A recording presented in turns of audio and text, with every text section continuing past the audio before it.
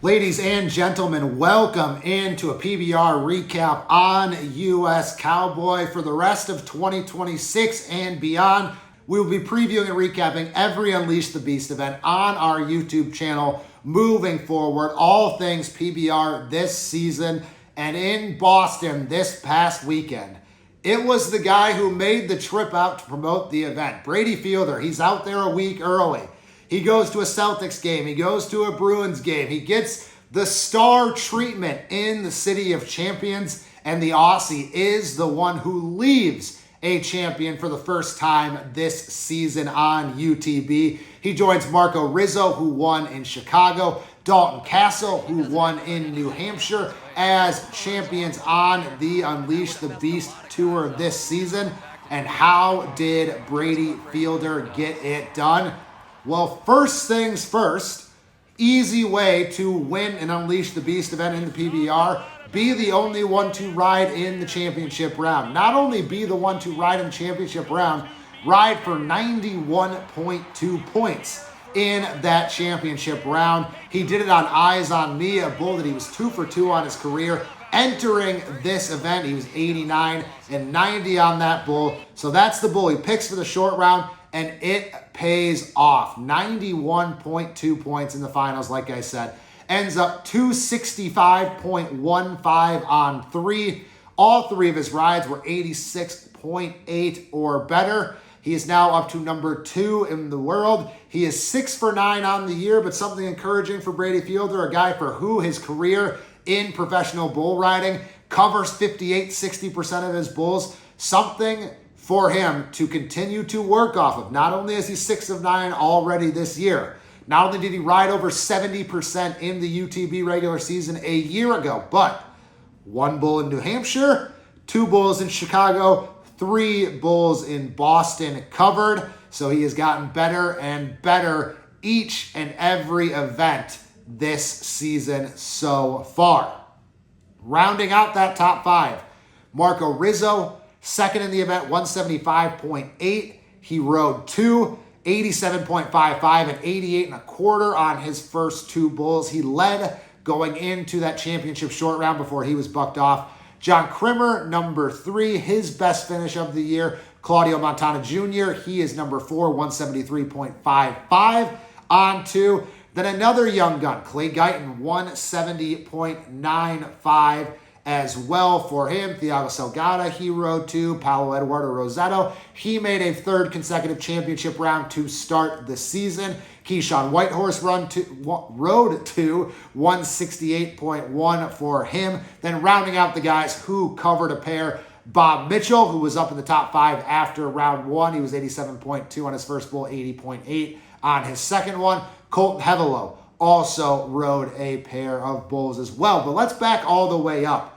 to the guy who was number 2 in this event, but is now number 1 in the world. And he is now number 1 in the world after being shut out in Manchester at the first event of the year. It's Rizzo, the 20-year-old, who mentioned after he won Chicago that he had really struggled a lot of last year, both mentally and physically, and he kind of did a good job, he said, keeping it in. Only his parents and God knew really what he was going through, he said. And so he goes out, he wins in Chicago. He is in Chicago, 259.5 points on 3. He comes right back in Boston. He rides his first 2, so he had ridden 5 in a row at one point. He was 87.55 on his first one to get 2nd in round 1. Comes back even better in round 2. He was 88.25. He was in a good position heading into that championship round again. He did get bucked off, but he has now ridden 5 of his last 6.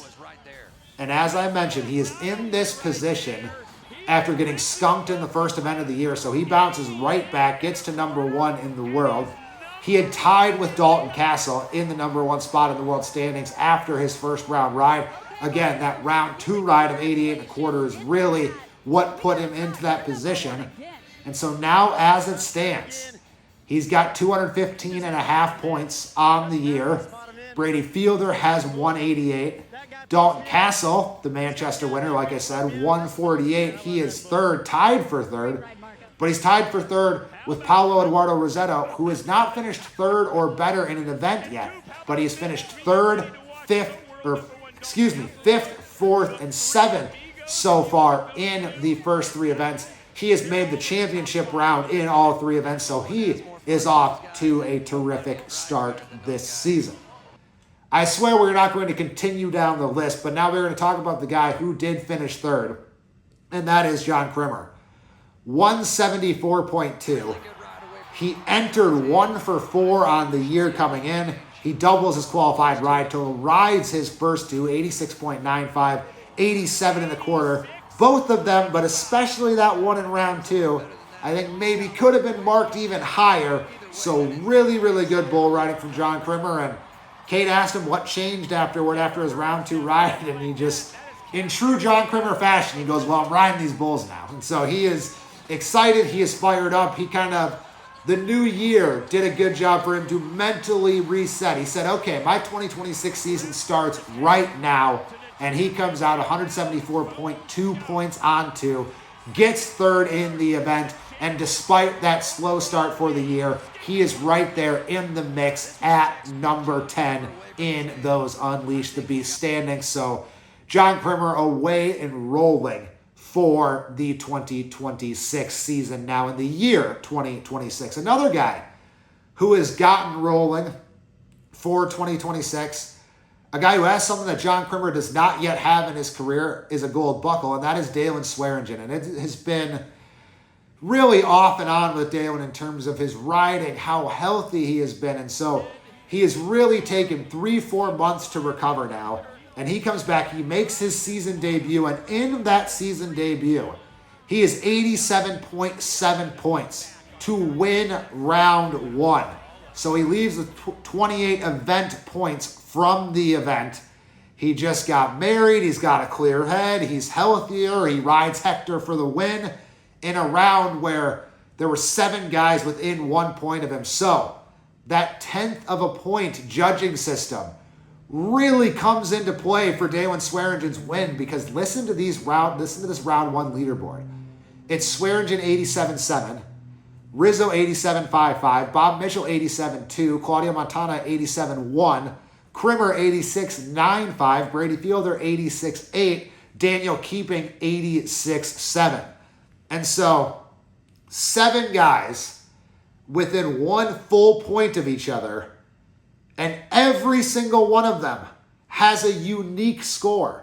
So there were only 10 spots available, or 7 spots available in there. So you're not going to imagine that if you're on the quarter point, half point system, whatever you want to call it, that you are going to get everyone there so evenly marked. But that is exactly what it's there for, because who's to say that Dalen Swearingen under the old system wouldn't have been 87.5 and Rizzo wouldn't have been 87.5. And maybe Bob Mitchell, instead of being 87.25, is 87.5. So instead of a 3-way tie at the top, we have it well sorted out. But again, Dalen Swearingen, first qualified ride in any PBR competition since August 23rd.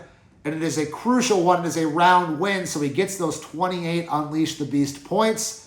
And now, despite only riding 1 bull on the year through 3 events, because he did finish 1 for 3, he did make the championship round, but despite only 1 qualified ride on the year, Dalen Swearingen a ton to work off of now, as he is number 21 in the world. So he has not fallen too far behind. He is hoping to stay out of that 30 through 35 range where we have found him more often than not in recent years. Some other things, some quick hitters that I want to talk about just before we get out of here. I think the crowd in Boston was awesome. You want going to a new place, showcasing the sport of bull riding, to see a UTB event for the first time. They got the full experience. The crowd was into it. They were excited. They were engaged. They were figuring things out as they went. It was really, really awesome to see that crowd support there. 12,000 plus both nights, 12-9 in that championship round. But they also got what I would imagine Sean Gleason, exactly what he wanted in a new place. And that is a quintessential how an Unleash the Beast event should unfold.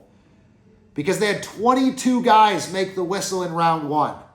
So the people who came out Friday night, they weren't treated to a bull show, which is great, but sometimes you want to see these guys ride. And so they saw 22 guys, over 50% of the field, make the whistle on that first night. So, okay, the crowd coming back or anyone paying attention, they now know if it's your first time watching one of these events, it is possible. These guys don't just go get beat up the entire time. The bulls don't just dominate the entire time. We saw a great showing from those bull riders. They ride 22 bulls. They come back on Saturday, and in the short round, 10 of the 12 guys came in 2 for 2. So there you see it again. A quarter or so of the field rides 2 of their bulls. 29 guys total register a qualified ride. And then we get to that short round where it is the best bulls against the best bull riders. And the bulls then come out and dominate. The Cowboys go 1 for 12 in the short round. The bulls go 11 for 12. But the one guy who rides is Brady Fielder, a guy who entered 2 for 2. So he goes 3 for 3 and he rides his bull for 91.2 points. So you would like to maybe see 1 or 2 more guys ride in that championship round. But if you could predict exactly how you wanted one of these events to unfold, I would imagine it would essentially be exactly that. You get about 20 guys to ride in round 1. You get 10 or so new guys plus 10 or so more to ride again in round 2. So we've got a short round where most of the guys coming in are already 2 for 2. Then we leave with a 3 for 3 event winner who goes 90 in the short round. Obviously, like I said, you maybe want to see someone else duke it out with him a little more, but that is a great event, a great showcase of bull riding. Guy who is familiar with great showcases of bull riding, Jose Vitor Leme, again, just to get some notes on the way out. His season debut, he goes 0 for 2. So Jose Vitor Leme, not any points, not a qualified ride yet on the board for him on the year. He gets off to an 0 for 2 start. Cade Madsen, who returned after over 2 years from his mission for the Church of Latter-day Saints. And he comes in his UTB debut. He rides his first ever bull for 79.25. This is a guy who has been in 4 events since returning from his mission. He has rode bulls in the Velocity Tour. He won his first Velocity Tour event coming back on December 6th.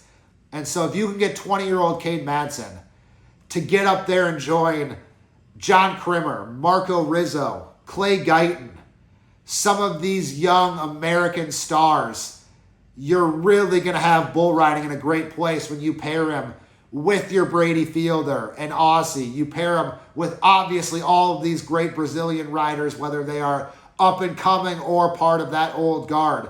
You throw Hudson Bolton into that mix as well. Casio Diaz coming back this year as well.